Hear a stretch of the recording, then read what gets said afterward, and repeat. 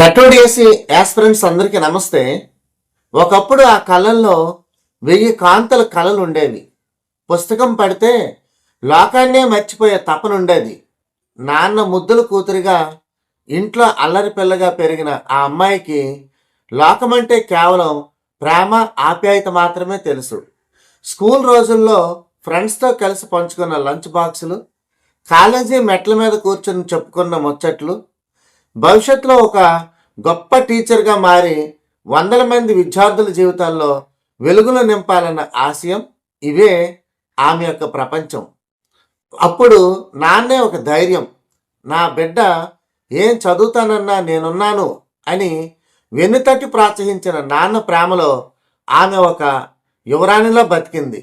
పుట్టింట్లో గడిపిన ప్రతి క్షణం ఒక మధుర జ్ఞాపకం. పొద్దున్నే లేవగానే అమ్మ పెట్టే కాఫీ, నాన్న అడిగే యోగక్షేమాలు, ఆ అనురాగాల మధ్య ఆమె ఎప్పుడూ ఒంటరితనాన్ని ఎరగలేదు. కానీ పెళ్ళి అనే మలుపు ఆమె జీవితాన్ని ఒక్కసారిగా మార్చేసింది. మెట్టినింట్లో అడుగుపెట్టినప్పుడు ఎన్నో ఆశలతో వచ్చింది. ఆ కలలను అర్థం చేసుకునే తోడు దొరుకుతుందని, తన లక్ష్యానికి అత్తమామలు అండగా ఉంటారని భావించింది. కానీ వాస్తవం మరోలా ఉంది. చేతిలో పుస్తకం కనిపిస్తే చాలు, అక్కడ అసహనం మొదలవుతుంది. ఇంకా చదువులేంటి, ఇంట్లో పనులు ఎవరు చేస్తారు అనే ప్రశ్నలు ఆమె మనసును తొలిచేస్తున్నాయి. అత్తమామల చూపుల్లో చులకన భావం, ఆడపడుచు విసిరే సూటిపోటి మాటలు ఆమె ఆత్మగౌరవాన్ని దెబ్బతీస్తున్నాయి. కనీసం ప్రశాంతంగా ఒక్క గంట చదువుకుందామన్నా ఆమె మీద పడే నిందలు అంతా ఇంత కాదు. చదువు పేరుతో పిల్లల్ని పట్టించుకోవడం లేదు, స్వార్థం చూసుకుంటుంది అని వేసే ముద్రలు ఒక తల్లిగా ఆమెను ఎంతో వేధిస్తున్నాయి.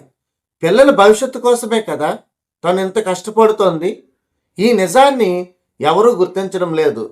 ఆమె ఎన్నిసార్లు ఎవరికీ తెలియకుండా ఒంటరిగా ఏడ్చిందో ఆ దేవుడికే ఎరుక. స్నానానికి వెళ్ళినప్పుడు షవర్ కింద నిలబడి తన ఏడుపు బయటికి వినిపించకుండా ఆ నీటి శబ్దంలో తన రోదనను దాచేసుకున్న సందర్భాలు ఎన్నో.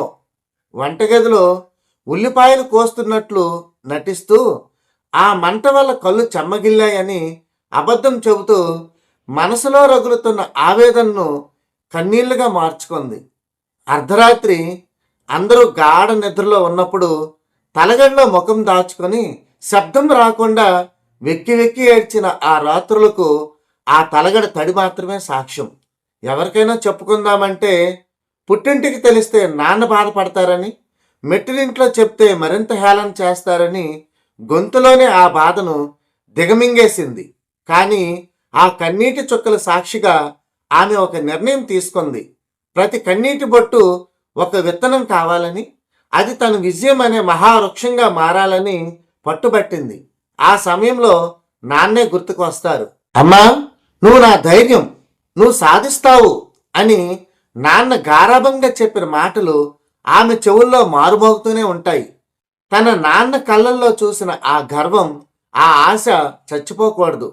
నేను పలానా ఆయన కూతుర్ని, ఆయన కన్న కళ్ళలను ఏ పరిస్థితుల్లోనూ వదులుకోను అని తనలో తాను నిత్యం ప్రతిజ్ఞ చేసుకుంటుంది. తను పడుతున్న ఈ నరకం, ఈ అవమానాలు అన్నీ కూడా డిఎస్సిలో సాధించే ఆ ఒక్క టీచర్ ఉద్యోగంతో తుడిచిపెట్టుకుపోతాయని ఆమె నమ్ముతోంది. ప్రతిరోజు ఒక సవాలే. కూర కోస్తూ ఫార్ములాలు గుర్తు చేసుకోవడం, పిల్లల్ని నిద్రపుచ్చుతూ పాఠాలను నెమరవేసుకోవడం, ఇది ఆమె పడుతున్న నిరంతర సంఘర్షణ. తన మీద పడే ప్రతి నిందను ఆమె ఒక మెట్టుగా మార్చుకోవాలని ఆమె ఆరాటపడుతోంది. కన్నీళ్లను తుడుచుకొని గుండెల్లో వేదనను అదుమిపెట్టి నాన్న కూతురిగా ఆయన తల ఎత్తుకునేలా చేయడమే లక్ష్యంగా ముందుకు సాగుతోంది. ఈ పోరాటం కేవలం ఒక ఉద్యోగం కోసం మాత్రమే కాదు, తన ఉనికి కోసం, తన ఆత్మగౌరవం కోసం, అన్నిటికీ మించి తన నాన్న నమ్మకం కోసం. పెళ్లి పరమార్థం కేవలం సర్దుకుపోవడం మాత్రమే కాదు, తన కళను కూడా గౌరవించుకోవడం అని నిరూపించే దిశగా ఆమె అడుగులు వేస్తోంది. రేపు తను టీచర్గా బడిలోకి అడుగుపెట్టినప్పుడు ఈ కష్టాలన్నీ ఒక విజయగాథగా మిగిలిపోతాయని ఆమెకు తెలుసు. అందుకే ఎన్ని అడ్డంకులు వచ్చినా, ఎన్ని మనోవేదనలు కలిగినా తన నాన్న కల కోసం ఆమె సాగిస్తున్న ఈ డిఎస్సి ప్రయాణం ఆగిపోదు, అలసిపోదు. ధన్యవాదాలు.